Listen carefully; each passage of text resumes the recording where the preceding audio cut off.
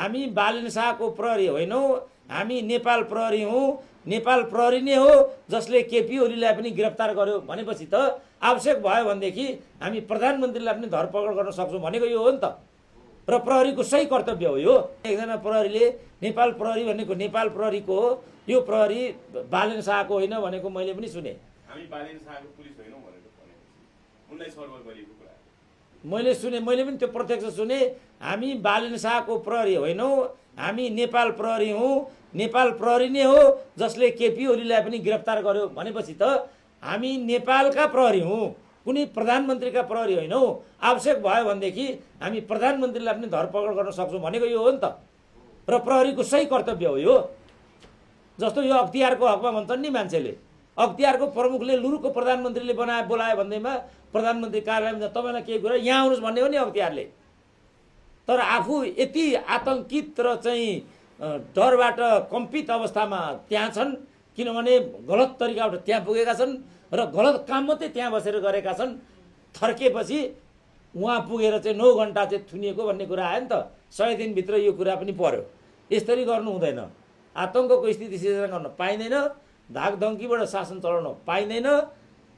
प्रजातन्त्रका जो मानक सिद्धान्तहरू छन्, होइन मैले त पहिल्यै भनेको थिएँ तपाईँहरू 72 सालको संविधानलाई ड्रप गरिदिनुहोस्, आफूले चाहे अनुसारको अन्तरिम संविधान बनाउनुहोस् र आफ्नो तरिकाले शासन गर्नुहोस्। त्यही बेला मैले भनेको थिएँ नि, त्यो उहाँहरूले मान्नु भएन। 72 सालको संविधानलाई चाहिँ सहरण गर्नुभयो, एडप्ट गर्नुभयो, स्वामित्वमा लिनुभयो। लिइसकेपछि त 72 सालको संविधान अनुसार नै गर्नु पर्यो नि।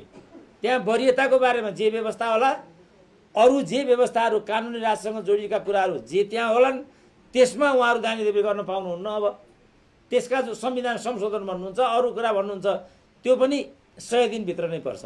कुनै संविधान संशोधन नेपालमा हुन सक्दैन अब, किनभने प्रादेशिक संरचनाको बारेमा संविधान संशोधन गर्नु पर्यो भने प्रादेशिक संसदले पनि सहमति दिएको हुनुपर्दछ। कतिपय कुरामा, 3-4 कुरामा माथिबाट केही पनि गर्न सकिँदैन।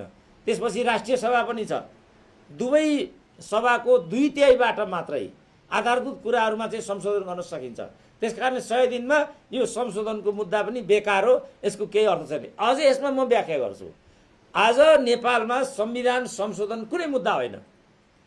नेपालको संविधान एकदमै राम्रो छ, नेपालको व्यवस्था पनि एकदमै राम्रो छ, तर हामी एकदमै खराब छौँ।